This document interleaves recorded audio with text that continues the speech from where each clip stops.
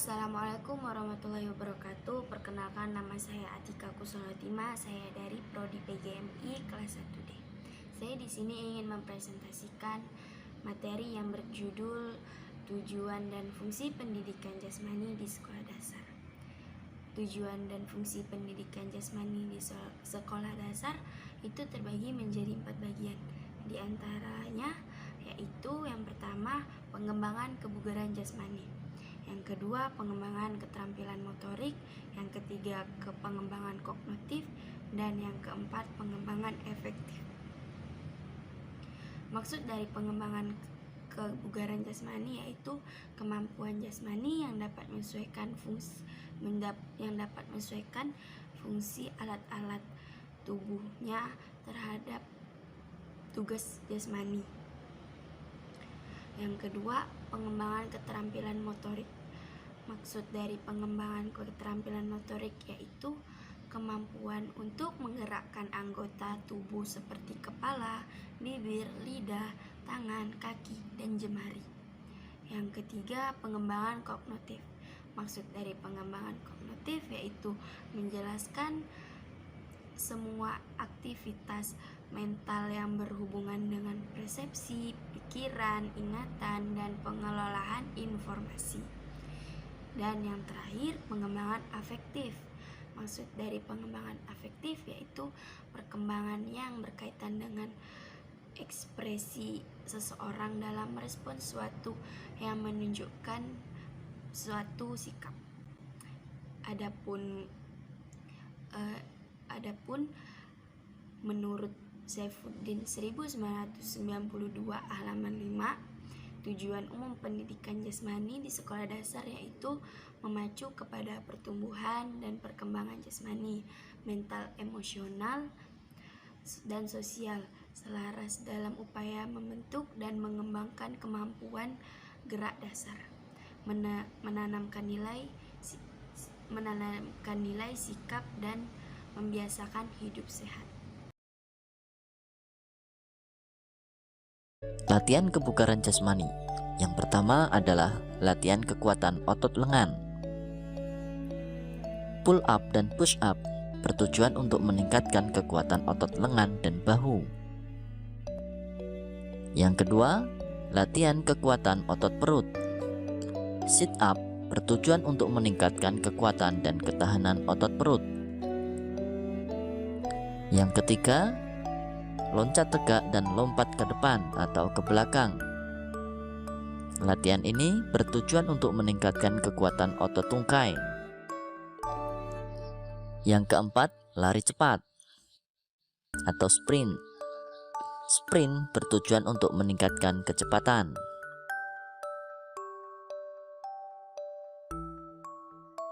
Yang kelima, lari jarak sedang. Lari jarak sedang dilakukan untuk meningkatkan daya tahan paru-paru, jantung, dan pembuluh darah. Push up dan sit up adalah gerakan yang cukup berat. Oleh karena itu, terdapat sedikit perbedaan gerakan push up dan sit up bagi siswa laki-laki dan perempuan. Berikut adalah variasi gerakan sit up dan push up untuk putri. Dan ini adalah bentuk gerakan sit up dan push up untuk putra.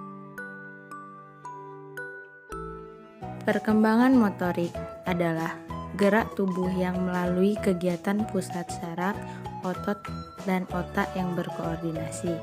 Perkembangan motorik terbagi menjadi dua, yaitu motorik kasar dan motorik halus. Motorik kasar adalah kemampuan anak saat beraktivitas menggunakan otot-otot besar seperti lokomotor, non-lokomotor, dan manipulatif. Contohnya, berjalan, berlari, melompat, melempar, dan lainnya. Motorik halus adalah kemampuan anak beraktivitas menggunakan otot-otot kecil atau halus. Contohnya, menggambar, menulis, dan lainnya.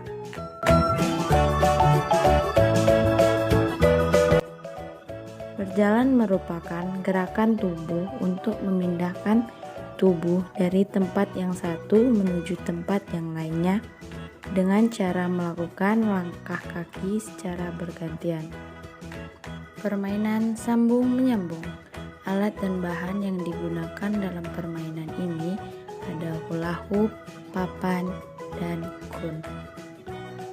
Nah, pada permainan ini bertujuan untuk menstimulus anak melakukan gerakan berjalan untuk melatih kerjasama serta kekompakan. Adapun cara melakukan permainan ini yaitu pertama, setiap anak harus bergantian membawa hula hoop, kemudian berjalan dengan menginjak papan. Anak yang di posisi terakhir bertugas mengambil papan, kemudian dipindahkan dengan cara disalurkan ke anak yang berada di posisi depan untuk dijadikan jalan berbentuk huruf U. Berlari. Berlari adalah gerakan yang dilakukan seperti berjalan, namun dengan tempo yang dipercepat. Permainan kejar dan tendang. Alat dan bahan yang digunakan ada bola dan kun. Permainan ini bertujuan untuk melatih motorik kasar berlari, untuk melatih kecepatan serta kelincahan anak. Adapun cara melakukan permainan ini dengan cara anak pertama berlari lurus, kemudian kembali dengan berlari zigzag, lalu menendang bola ke arah temannya, dan anak yang kedua membawa kembali bola ke tempat asal dengan cara digiring. Setelah anak kedua sampai, anak ketiga melakukan hal yang sama seperti anak yang pertama, begitupun seterusnya. Melompat. Melompat merupakan suatu gerakan mengangkat tubuh dari suatu titik ke titik lain yang lebih jauh atau tinggi. Permainan goyang hentak bumi. Alat dan bahan yang digunakan hula hoop dan kun. Permainan ini bertujuan untuk melatih power otot kaki pada anak dan kecepatan serta kerjasama tim.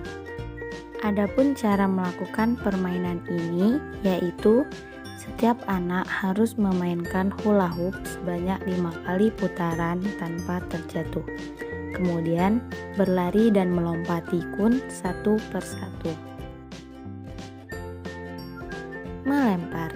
Melempar adalah gerakan mengarahkan satu benda yang dipegang dengan cara mengayunkan tangan ke arah tertentu. Permainan bola api. Alat dan bahan yang digunakan bola kasti, ember, dan kun. Permainan ini bertujuan untuk melatih fokus anak, kerjasama yang baik, dan ketepatan. Adapun cara melakukan permainan ini yaitu anak harus melempar bola kepada teman yang ada di depannya, kemudian anak yang paling berada di posisi terdepan bertugas memasukkan bola ke dalam ember dengan cara dilempar. Apabila tidak masuk, maka pemain harus kembali ke belakang dan melakukan giliran yang sama seperti tadi.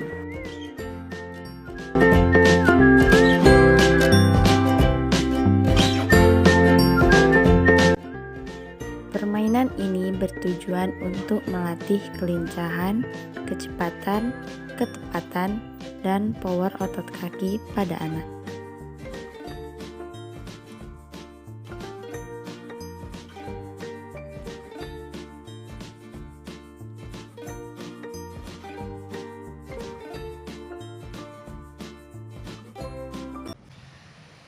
Dan yang kedua, adapun fungsi pendidikan jasmani. Fungsi pendidikan jasmani terdiri dari 6 aspek, yaitu aspek organik, aspek neuromuskuler, aspek perseptual, aspek kognitif, aspek sosial, dan yang terakhir aspek emosional. Dan adapun pembagian aspek-aspek, yang pertama yaitu aspek organik, yaitu menjadikan fungsi sistem tubuh menjadi lebih baik sehingga individu dapat memenuhi tuntutan lingkungannya secara memadai serta memiliki landasan untuk pengembangan keterampilan. Yang kedua, meningkatkan kekuatan, yaitu jumlah tenaga maksimum yang dikeluarkan oleh otot atau kelompok otot. Aspek neuromuskuler yaitu meningkatkan keharmonisan antar fungsi saraf dan otot. Yang kedua, mengembangkan keterampilan lokomotor seperti berjalan, berlari, melompat, meloncat, meluncur, melangkah, mendorong, berguling, dan menarik.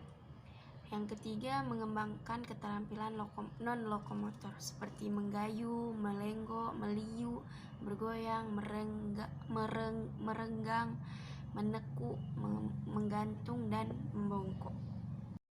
Aspek perseptual yaitu mengembangkan kemampuan menerima dan membedakan isyarat. Yang kedua, mengembangkan hubungan-hubungan yang berkaitan dengan tempat atau ruang, yaitu kemampuan mengenai objek yang berada di depan, belakang, bawah, sebelah kanan, atau sebelah kiri dari dirinya.